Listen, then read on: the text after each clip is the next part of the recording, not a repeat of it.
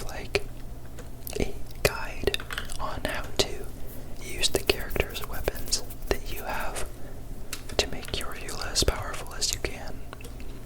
Because I feel like all the other, guide making content creators tell you, just get this character, just get this weapon, just get these artifacts. But, for a lot of players that's not really possible, especially the free-to-play ones. So, hopefully you will find some use for this guide. So I'm gonna start out by talking about her skills. Her first skill, just her normal attack, is a pretty standard Claymore 5-hit combo. Just from kind of a gameplay perspective, it's very satisfying. It's super smooth and elegant. It doesn't feel clunky like a lot of other 5-stars do, or not 5-stars, Claymores. A lot of Claymore weapons feel just heavy and like unimpactful and slow, but Eula's attacks feel so great, and then her charged attack is just kind of a multi-hit in front of her that's honestly not used for much, but yeah, that's her normal attack. Her elemental skill is a little complicated, so you can press it just to do a quick slash in front of you on a quick 4-second cooldown. When you hit an enemy with your tap skill, you gain 1 stack of Grimheart, up to 2 stacks. Then her skill also has a hold ability. When you hold it, it will consume all stacks of Grimheart. So if you have 1, it'll consume 1. If you have 2, it'll consume 2. Up to a maximum of 2. And if you consume any amount of Grimheart stacks, nearby enemies will have their physical and cryo resistance decreased. Grimheart stacks also give you defense. 30% defense per Grimheart stack, which is honestly pretty nice because Eula does not want to get interrupted in her combo. So, holding it removes all Grimheart stacks, reduces resistance if any Grimheart stacks are consumed,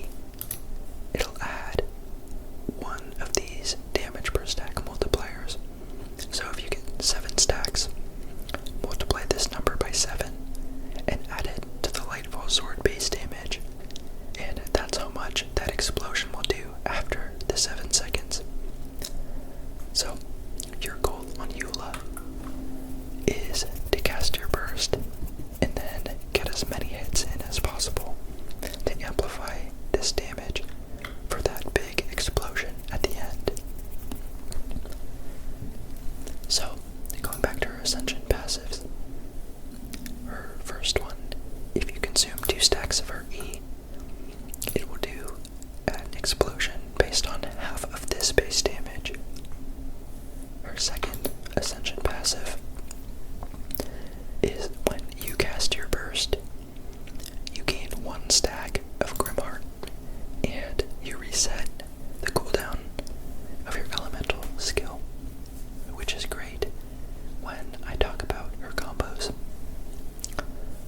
I'd like to note that Eula is a character that is great at killing bosses with her backloaded damage. That also is a bit of a con, since you need 7 seconds of uninterrupted attacks to get the maximum damage from her burst, which then, if you miss that burst, that is pretty much maybe 70% of her damage gone. So it's extremely important that you stack and hit that final burst from her elemental burst. She is great in the overworld as well. However, most of her kit isn't utilized in the overworld, since a ton of damage comes from her burst, which is a one-hit big nuke that you have to stack up. Most enemies in the overworld die from her skill and normal attacks before your burst can go off. So depending on what kind of player you are, whether you're an Abyss player or you're just a casual overworld explorer, I'd recommend allocating resources into that, depending on what you prefer. Her normals do a ton of damage along with her skill. If you're going for max burst damage, obviously max her burst first. I'd at least level everything up to 6 before you start picking what skill you want to put all of your resources in. I am an Abyss and Overworld person, so I got my burst up to 10 and my normals up to 10 just because she does just insane damage with both of them. But if you want that big burst nuke, I'd recommend as much as you want into burst, and then at least 8 in normal attack and at least 6 in her skill.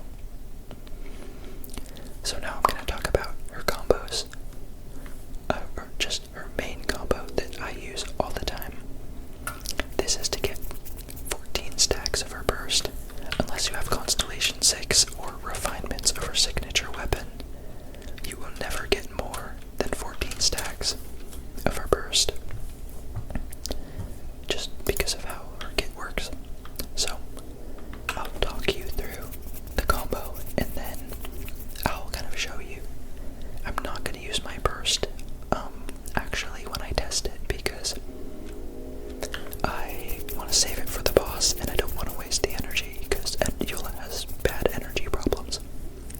So her combo is you start out with her elemental skill, and then you cast your elemental burst immediately after that, and then you do 4 normal attacks, and you'll see she ends with that pose with the claymore behind her back. At that point, you want to hold your E and do another 4-hit combo. Then, at the end of that animation, when she holds the claymore behind her back, that's when the sword will explode, if you time it right.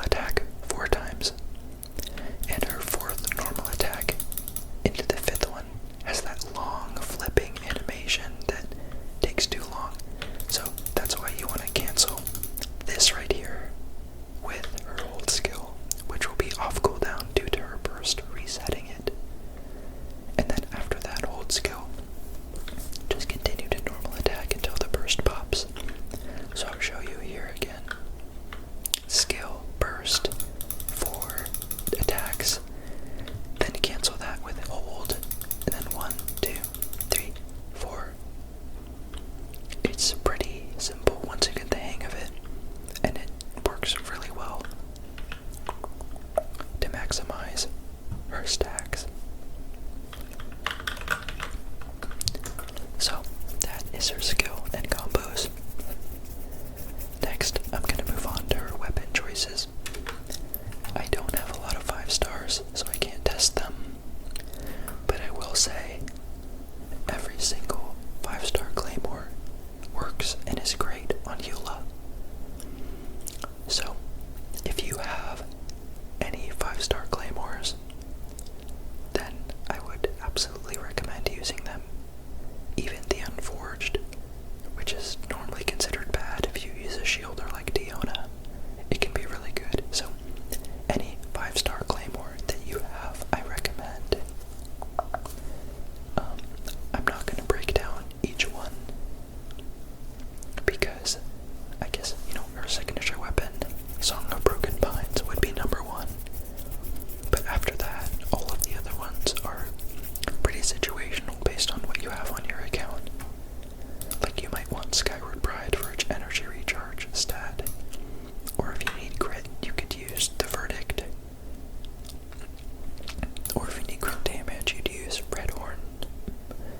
Any 5-star you have, I recommend. I am running Verdict because I just think it looks amazing on her. The drip factor is something that I'm pretty into in Genshin, and this weapon looks amazing with Eula, so I love it. Now, moving on to the 4-star weapons. I'm going to talk about Serpent Spine first. Serpent Spine is hands down the best 4-star claymore. The downside is you have to pay for it, so that's why I'm putting it right between the 5 stars and the 4 stars, because you do have to pay for it, but it is the best 4-star on her if you can keep the passive up. So that's all I'm going to say about that. If you have it, use it. If you can get it, because it is the best 4-star weapon on her, in my opinion. Next, for more free-to-play options, the Tidal Shadow is a great, completely free, craftable Fontaine weapon that gives you a lot of attack. The only caveat is you have to use a healer with her to get that 40% attack passive. This weapon also looks amazing on her. The colors match so well and look so elegant. If you don't have any of the other weapons listed, this will be her next best one, and it's completely free. Next, I want to talk about the Melusine Sword. This one you got in an event a few patches ago. So if you didn't get it, you will never be able to get it, unfortunately. But if you have it, its passive is the same as Tidal Shadow, but it's unconditional. You don't need to heal. You just need to make sure you've done all the Melusine quests to get the maximum amount of stacks. In my opinion, if you have it, it's better than Tidal Shadow. The only thing is it's locked behind that event. So if you don't have it, Tidal Shadow will be your best free-to-play. If you do, this is better than Tidal Shadow because of its energy recharge stat. Like I said, Eula is extremely energy hungry and needs a ton of energy to gain her burst, which is her most damaging ability. So I do recommend this if you have it. Next, I want to talk about the Snow-Doomed Star Silver, which is the free-to-play craftable Dragon Spine weapon.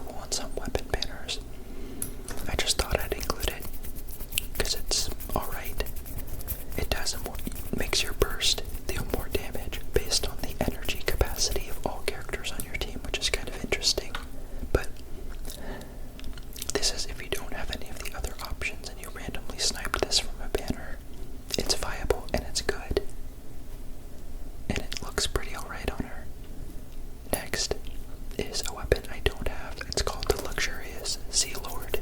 It was also an event weapon a while back that gives you attack and burst damage percent. It's a pretty good weapon, and it definitely works on Eula, but I've heard Tidal Shadow is better. And so is this one, the Melusine Sword. So if you have Luxurious Sea Lord and nothing else, none of these other ones, then that's also a good weapon. And you can use that as well. So that is all the weapons I'm going to talk about. That's pretty much all of the DPS centered weapons that Eula can use. Next I'm going to talk about her artifacts. With the different types of artifact domains in the game right now, I think Eula has a pretty easy time getting a pretty standard set for her. So I'll start with that. I'll start with a pretty standard, easily obtainable artifact set for Eula. You want to focus on crit rate, crit damage, and attack. And if you can get energy recharge, I highly recommend it because she is so energy hungry. So if you're just starting out to build your Eula and you don't have that many pieces for her, I would recommend a 2-piece attack and a 2-piece physical set. So the physical sets we have right now are the Stainless Blood. I can't see because my recording software is in the way, but whatever that says. Or from the Pale Flame set, or the Bloodstained Chivalry set are the two artifact sets that give you physical damage percent as their 2-piece attack, or as their 2-piece effect. So I do either the Bloodstained Chivalry or Pale Flame. I would recommend, if you're going to farm for this, farm the Pale Flame domain, because the artifact set that's with it is the Tenacity of Melilith, which is an amazing support set that a lot of her supports will want to use. So you can farm for both her and her support sets at the same time. So a 2-piece physical and a 2-piece attack. There are so many sources of 2-piece attack domains, especially the Shimenawa's and Emblem domain is probably the best and most efficient domain in the game to farm, because both sets are so great. The Shimenawa being a pretty universal 2-piece, and the Emblem being just an amazing choice for a lot of supports. So I recommend a 2-piece physical, 2-piece attack for beginners just starting out trying to get good artifacts, because chances are you have a good attack 2-piece at least. Pale Flame is also strong boxable, so if you have a lot of leftover artifacts, you can probably just throw a 2-piece attack on her and strong box some Pale Flame. So for beginners, that's what I recommend. You can also use 2-piece Noblesse and 2-piece physical percent. The Noblesse Oblige is also an amazing set for your supports. So if you're farming for the Noblesse Oblige set, you can also kind of farm for Bloodstained Chivalry 2-piece. I don't recommend the 4-piece. It's very outdated, and Eula does not use her charged attack at all. So I recommend only running a 2-piece Bloodstained if you're also trying to farm for Noblesse and just for supports and just get these two. Just by chance you get a good crit damage set, crit rate set of them. So that's also an option, is a 2-piece Bloodstained, 2-piece Noblesse, because this domain is alright if you're farming for Noblesse and you accidentally get some good Bloodstained pieces. So that's my recommendation for beginner Eula players that are just starting to farm artifacts. Either a 2-piece physical attack, or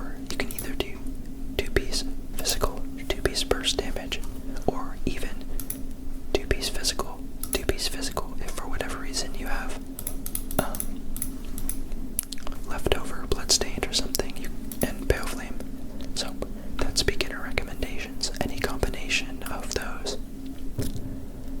If you are looking to really get a dedicated set for Eula, the Pale Flame is her best in slot option. The 2-piece gives you the physical damage I mentioned before, and then every time you hit an opponent with your skill, you get a 9% attack increase, which can stack 2 times, and Eula uses her skill 2 times in a rotation. And then once you get both of those stacks, the 2-piece set, so the physical damage will increase by 100%, so it'll double to 50% physical damage and 18% attack, which is generally, if you're you're like, oh, do I want to invest that much in Eula? The only difference between a 4-piece Pale Flame and a 2-piece Pale Flame 2-piece attack is going to be that 18 additional,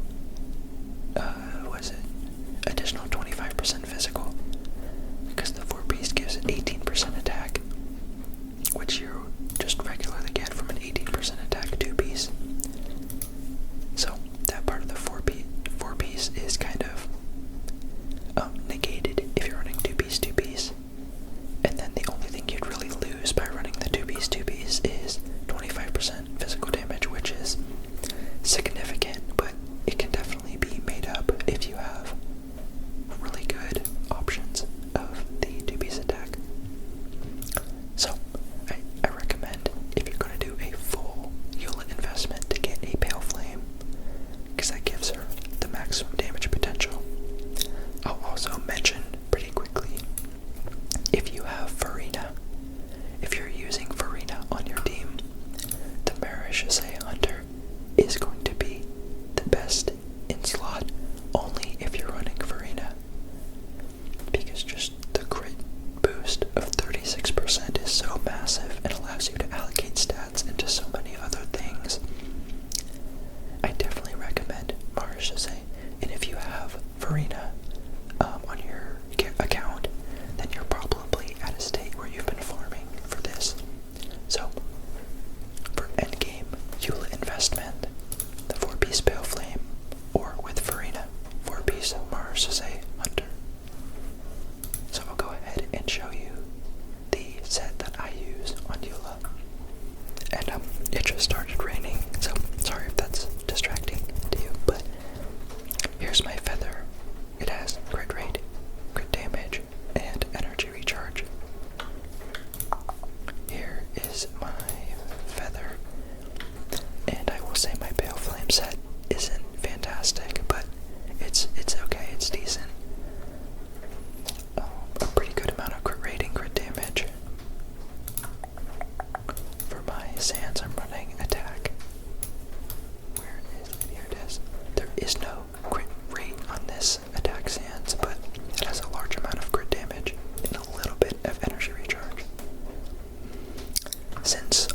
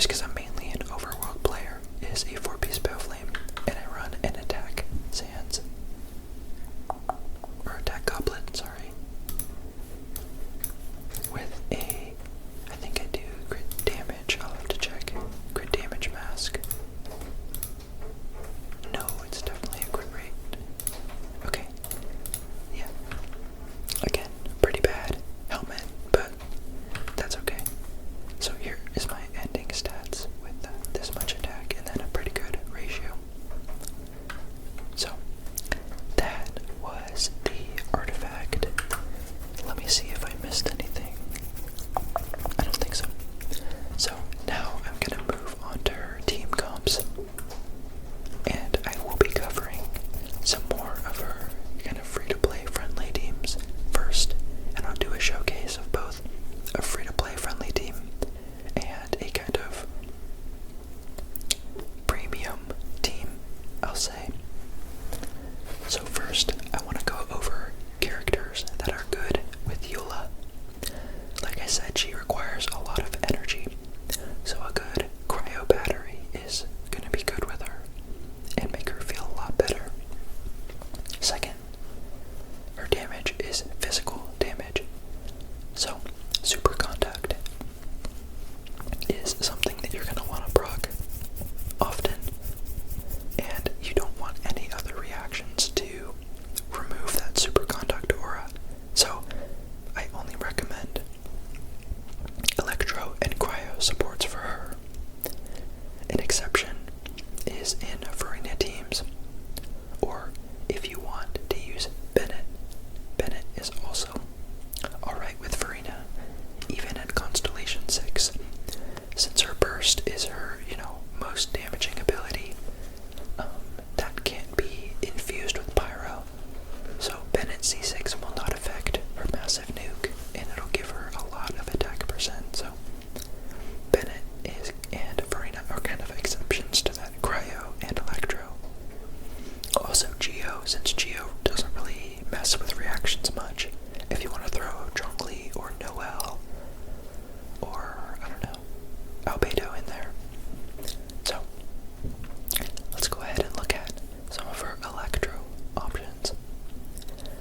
Kuki is a great character for Eula teams. She provides very easy electro application and a massive AoE around Eula.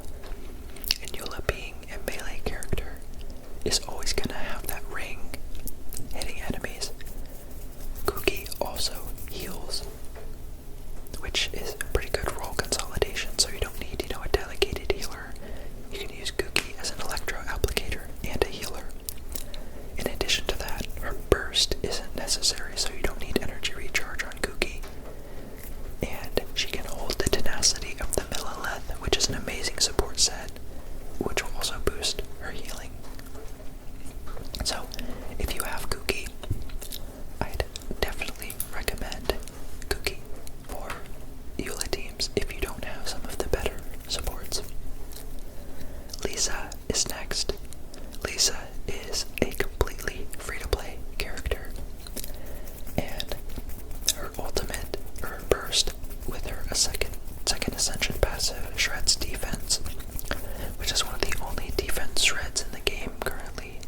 There's like maybe 4 that I can think of. She can also hold Thrilling Tales of Dragon Slayers, and since her burst is the main thing you'll want to use, the Noblesse Oblige set. So Lisa is a very accessible, very easy to build support. I'll show you here.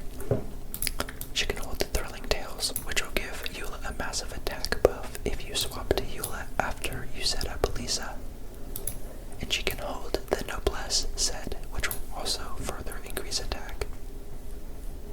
The only thing is, she will require a lot of energy, because her bursts off-field electro application is what you really want to use her for.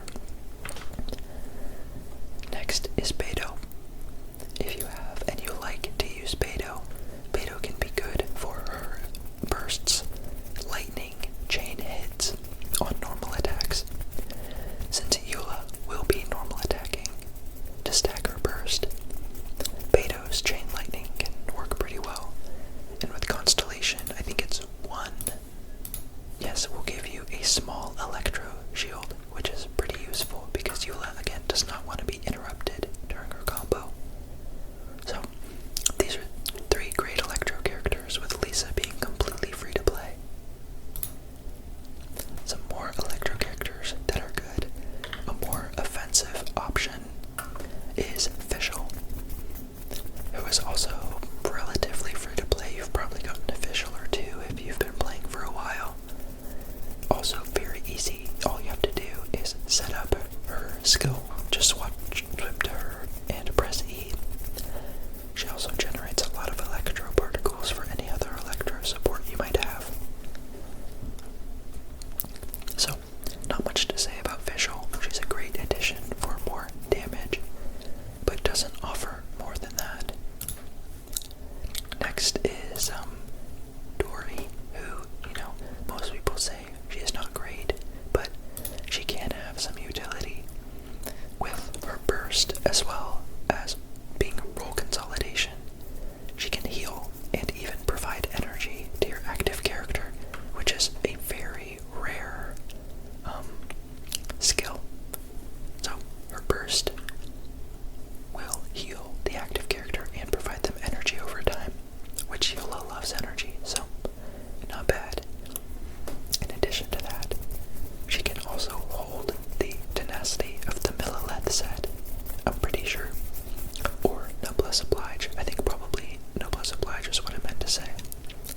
She can hold the Noblesse set, which is really good. Next, for more kind of premium options. First, I'll talk about Yaimiko. Yaimiko is an off-field electro applicator similar to Visual, but she does provide less energy than Visual, with the trade-off being a bit higher DPS, but only by a little bit. So, if you really like Yaimiko, you can slot her in as an electro off-field applier. She's not much better for anything than just DPS, which is fine if that's what you want, if that's what you're looking for, if that's what you prefer, if that's how you like to play. You can definitely slot Yaimiko in. I will say though, her turrets, they strike random enemies, so if there's a large group, it's kind of hard to proc superconduct on an enemy that might be farther away or closer to you, just because the electro application is kind of random. But Yaimiko, great option. Next, and last of the electro supports I'll talk about, probably Eula's best electro support, the Raiden Shogun, of course. Her elemental skill lasts 25 seconds and gives your characters an elemental burst damage based on how much energy they have, and also deals coordinated electro damage. So this is pretty much everything Eula wants. That's like healing of side, of course.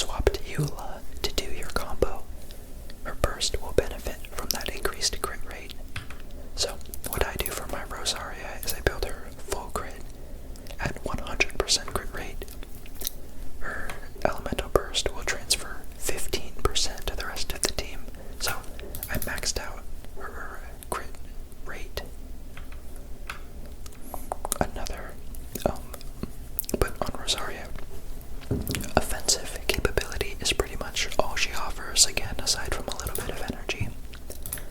Her constellations are also amazing. Her second one increases the duration of the off-field cryo, and the fourth one is also fantastic for Eula. Casting her burst decreases opponents' physical resistance, which is perfect, but that is a Constellation 6, so that's a bit harder to get for most players. Charlotte.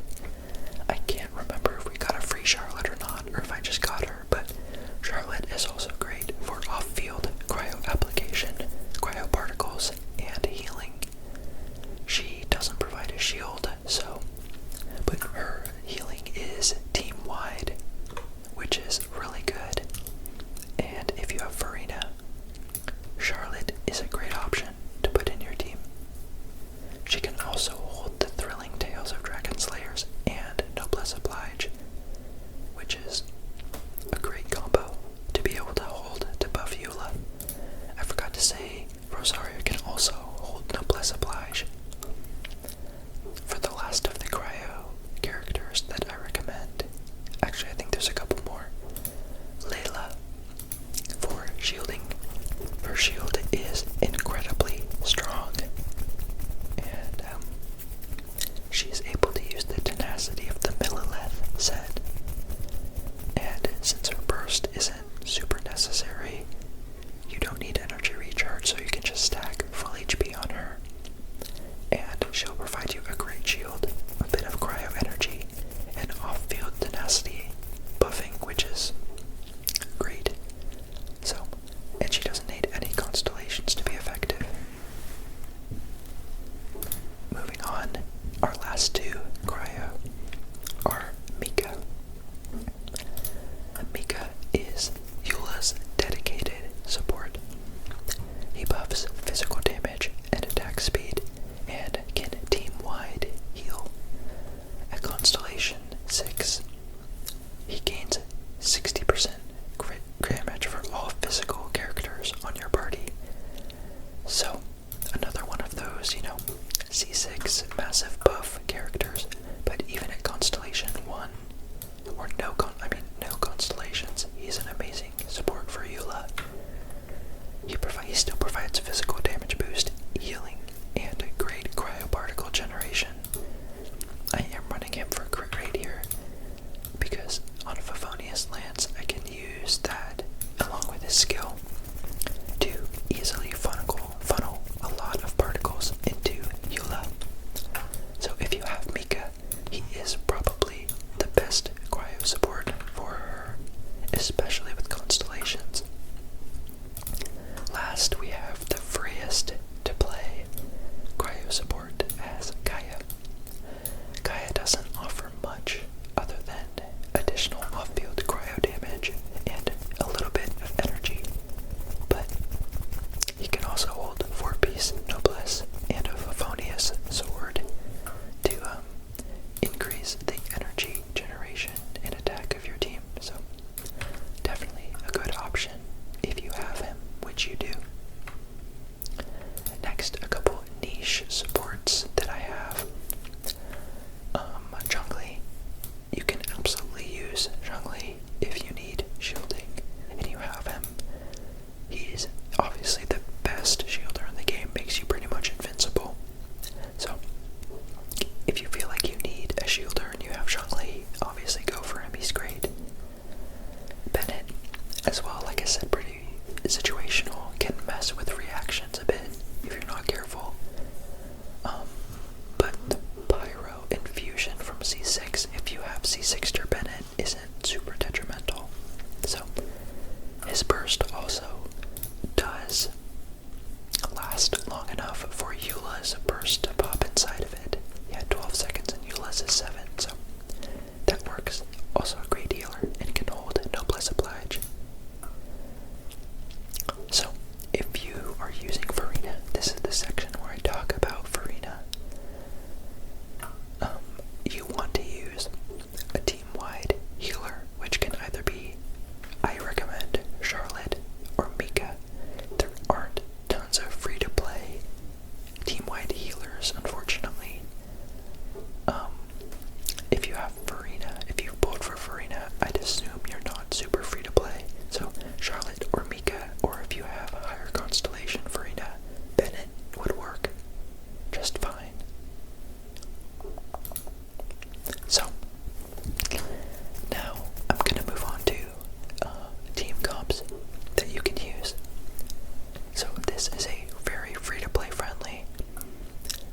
uses Rosaria and Eula as the kind of limited characters, which Rosaria you can get on any banner, so you might have a Rosaria. You can also obviously switch Rosaria out for any other cryo character that you do have.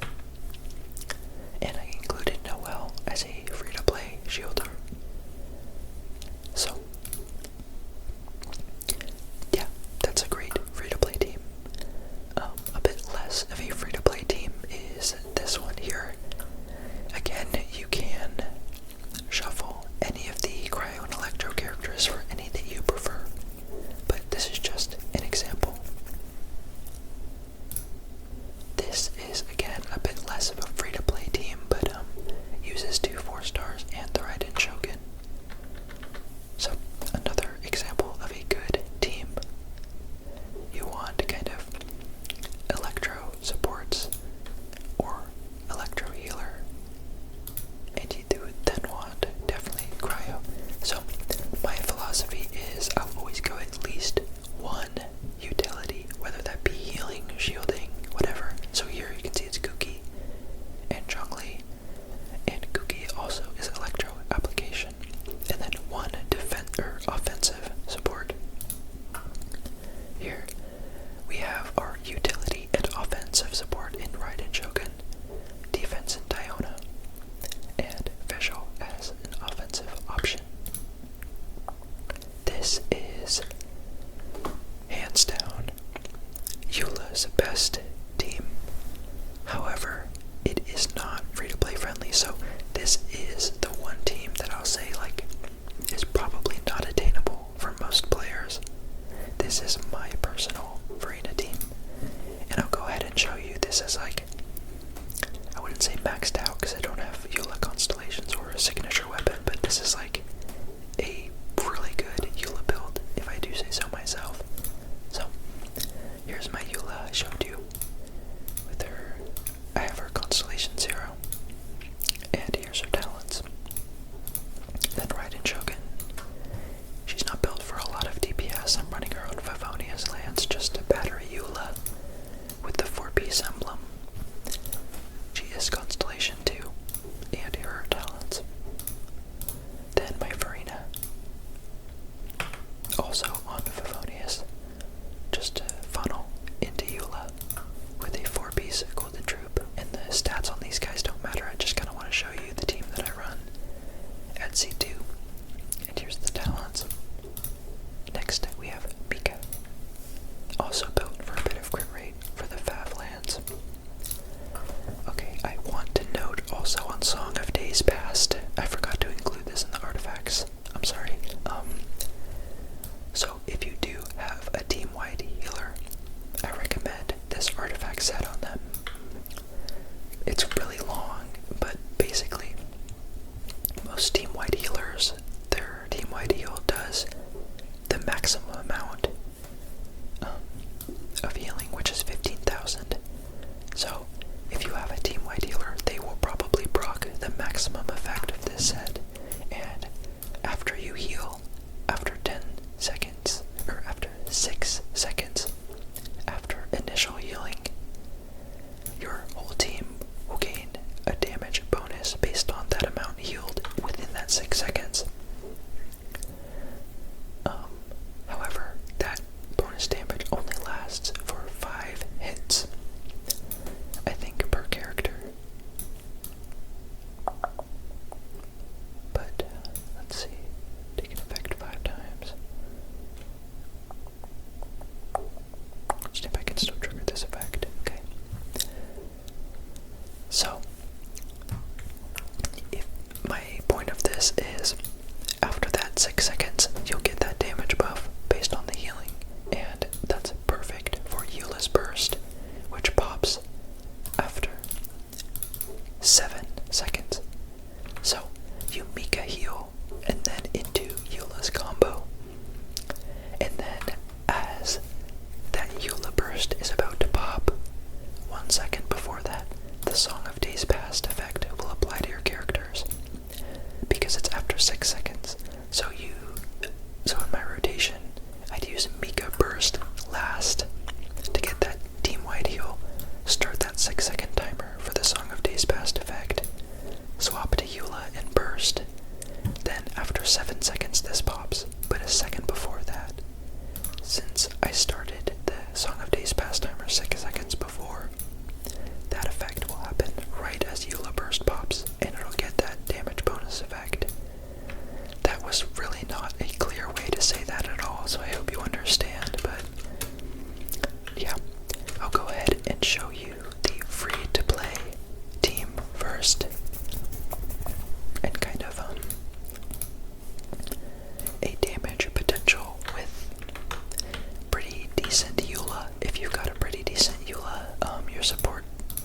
doesn't matter too much.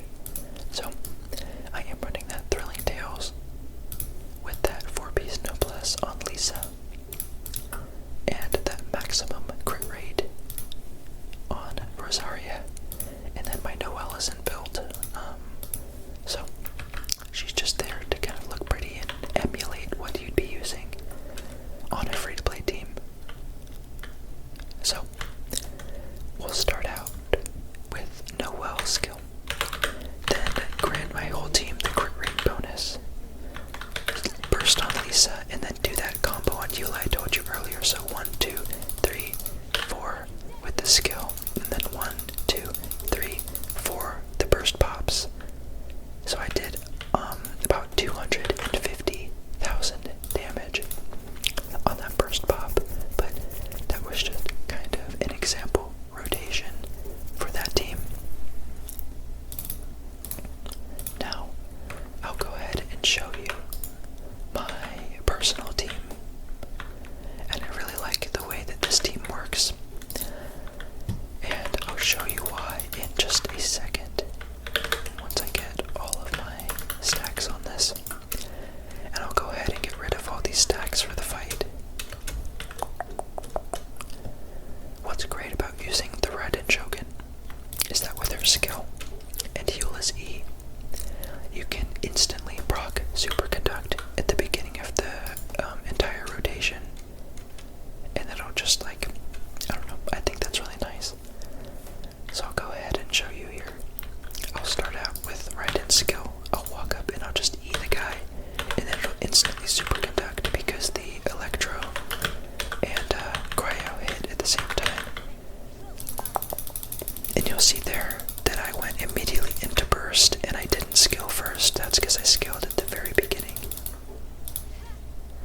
Okay, so there you see, with this big invested Eula team, I did about 450,000 damage, which is a pretty good amount.